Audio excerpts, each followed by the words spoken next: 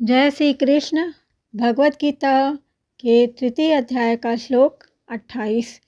तत्ववित्तु महाबाहो गुण कर्म विभागयोः गुणागुणेषु वर्तन्त इति मत्वा न सज्जते। परंतु हे महाभाव, गुण विभाग और कर्म विभाग तत्व से जानने वाला महापुरुष संपूर्ण गुण ही गुणों में बरत रहे हैं, ऐसा मानकर उनमें आसक्त नहीं होता। व्याख्या।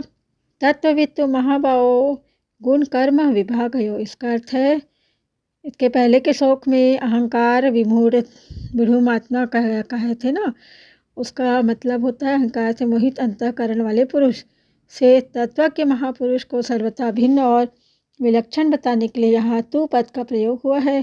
सत्य, रज और तम, ये तीनों गुण प्रकृतिजन्य है। इन तीनों गुणों का कार्य होने से संपूर्ण सृष्टि त्रिगुणात्मिका है, अर्थात शरीर, इंद्रिया, मन, बुद्धि, प्राणी, पदार्थ आदि सब गुणमय ही है।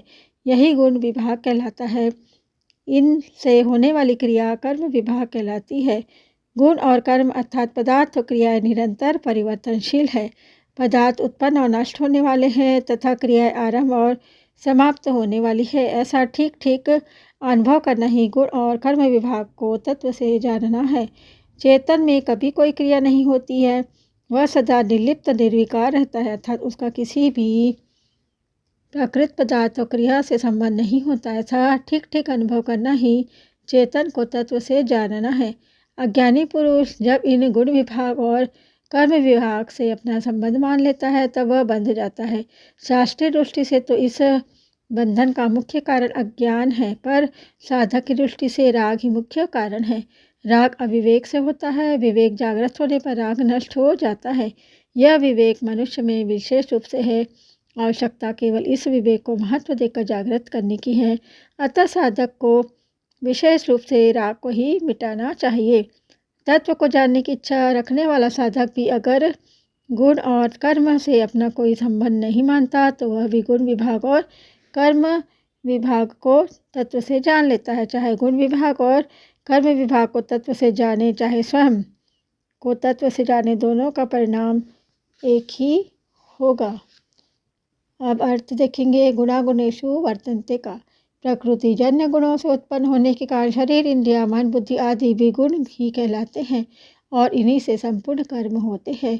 अविवेक के कारण अज्ञानी पुरुष इन गुणों के साथ अपना संबंध मानकर इनसे होने वाली क्रियाओं का कर्ता अपने को मान लेता है, परंतु स्वयं में अपनी स्वतः सिद्ध स्थिति का अनुभव होने पर मैं करता हूँ ऐसा भाव आ ही नहीं सकता।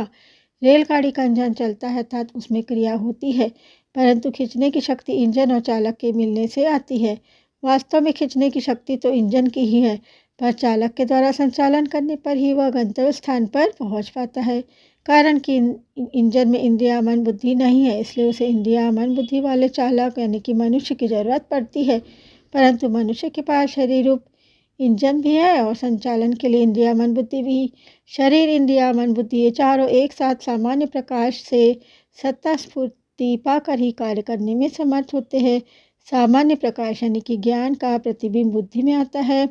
बुद्धि के ज्ञान को मन ग्रहण करता है, मन के ज्ञान को इंद्रिया ग्रहण करती है और फिर शरीर रूप इंजन का संचालन होता है।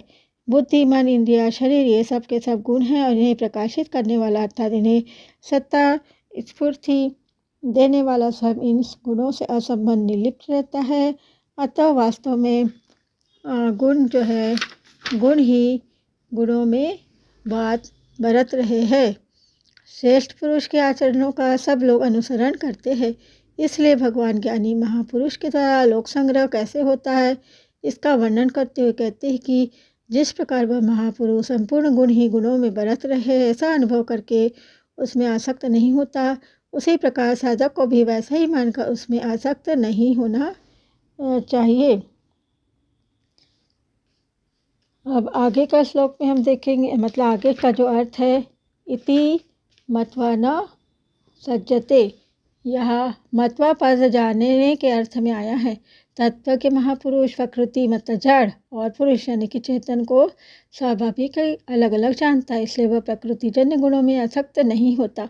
भगवान मत्वा पद का प्रयोग करके मानव साधकों को यह आज्ञा देते हैं कि वे भी प्रकृतिजन्य गुणों को अलग मानकर उनमें आसक्त न हो। इस श्लोक का परिशेष भाव है, जो अहंकार से मोहित नहीं होता वह तत्ववित्त होता है। तत्ववित्त गुण विभाग और कर्म विभाग से पदार्थ और क्रिया से सर्वथा अतीत हो जाता है। जब तक साधक का संसार के साथ संबंध रहेगा तब तक वह तत्ववित्त नहीं हो सकता, कारण कि संसार के साथ संबंध रखते हुए कोई संसार को जान ही नहीं सकता। संसार से सर्वथा अलग होने पर ही संसार को जान सकते हैं, यह नियम है। इसी प्रकार परमात्मा से अलग होकर कोई परमात्मा को जान ही नहीं सकता। परमात्मा से एक होकर ही परमात्मा को जान सकते हैं, यह नियम है। कारण यह है कि वास्तव में हम संसार से अलग है और परमात्मा से एक है। शरीर ही संसार के साथ एकता है, मतलब शरीर के संसार के साथ एकता है और हमारी परमात्मा के साथ एकता है। जय श्री कृष्ण।